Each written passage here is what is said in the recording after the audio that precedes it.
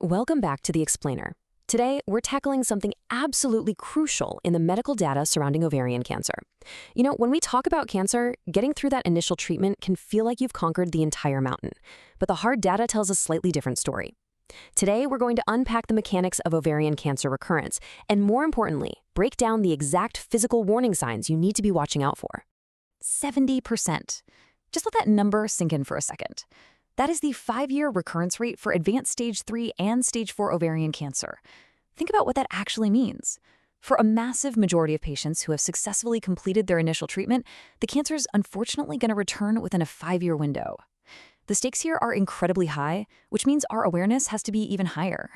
So here is our game plan for today. We'll start with recurrence rates, then untangle metastasis versus recurrence, walk through the 5 key warning signs, and finish up with why taking early action is just so important.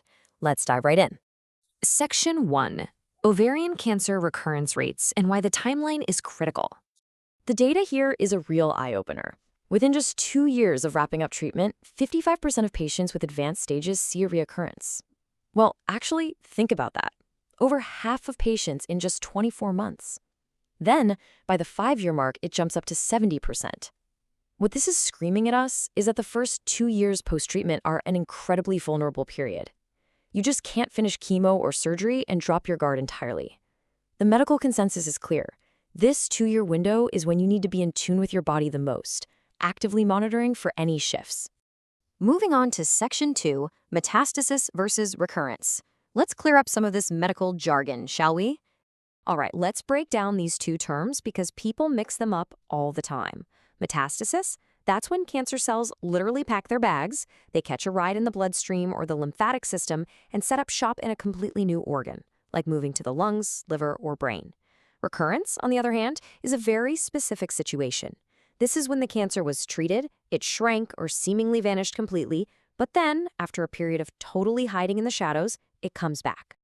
But wait, there is a third scenario we really need to understand: regrowth.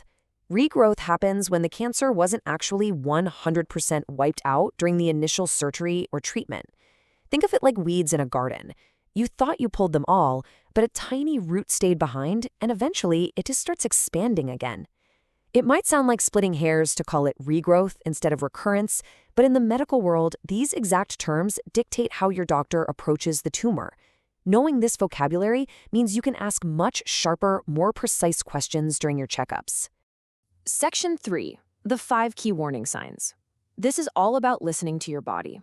Okay, let's get into the specifics. Sign number 1 is persistent abdominal bloating. Now, look, we all get a little bloated from time to time, right? But this is a completely different story. When a tumor grows in the abdomen, it can cause this massive buildup of fluid. Doctors call this ascites. It causes your stomach to literally expand. If you're noticing that your clothes are suddenly uncomfortably tight around the waist, or your stomach looks noticeably distended and it just isn't going down, that is a huge red flag. It usually comes with a really distinct heavy pressure in the belly. Which brings us right into sign 2, pelvic or abdominal pain. As a tumor comes back and takes up physical space, it's actively pressing against your internal organs and tissues. That compression causes pain. It might be constant or might come and go. But the real giveaway? Pain that spikes when you move or change your posture.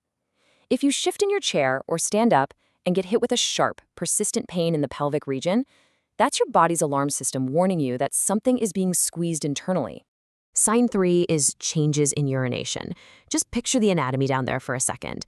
The bladder sits right in the lower abdomen, so if a mass starts growing in that tight space, it's almost certainly going to push right up against the bladder.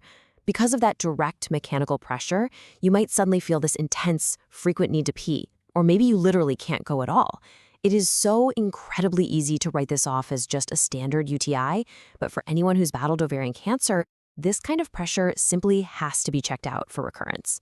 And it's fascinating how this next sign mirrors the bladder issue, but hits the digestive tract instead. Sign 4 is gastrointestinal issues. The tumor can press right against your stomach and intestines too. You might sit down for dinner, take 3 bites, and suddenly feel completely stuffed. Or maybe you're dealing with unprecedented constipation or just terrible digestion out of nowhere. If you've never been someone who struggles with stomach issues, and these symptoms randomly show up and refuse to leave, it could absolutely be the physical weight of a returning mass.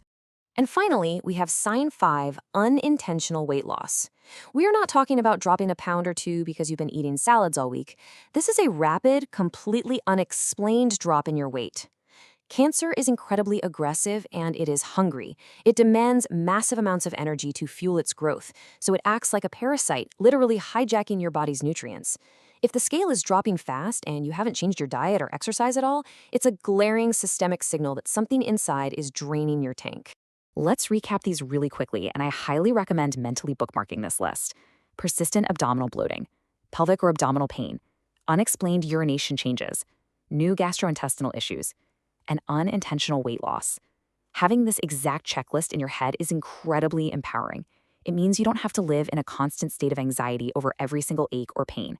You know precisely what the mechanical signs of recurrence look like. You're equipped. Section 4. The importance of early action. This is where you take control. Here is the absolute golden rule of this whole explainer. Do not hesitate. And please, whatever you do, do not try to play doctor and self-diagnose. It is human nature to brush things off, right? Oh, I probably just ate something weird, or I'm just getting older. But if you spot any of those 5 symptoms and they are sticking around, you have got to call your doctor immediately. Catching a recurrence early is literally the defining factor in getting effective treatment started. When it comes to beating this back, speed is absolutely everything. So I have to leave you with this question. Are you ignoring your body's signs right now?